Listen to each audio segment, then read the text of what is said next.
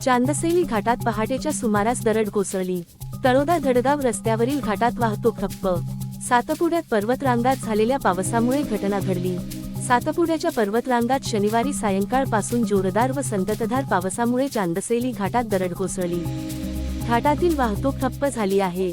चांदसेली घाटात तेमरीबारीच्या पॉइंटवर मोठे दगड माती मलबा कोसळल्याने पायी वाटसरीही निघू शकणार नाही।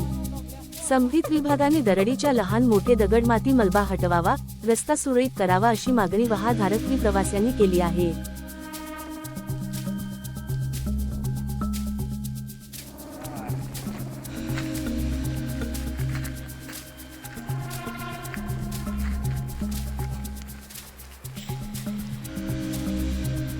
तळोदा धडगाव रस्त्यामध्ये चांदसेली घाटात रात्रीच्या धुवाधार पावसामुळे दगडी कोसळलेली आहे।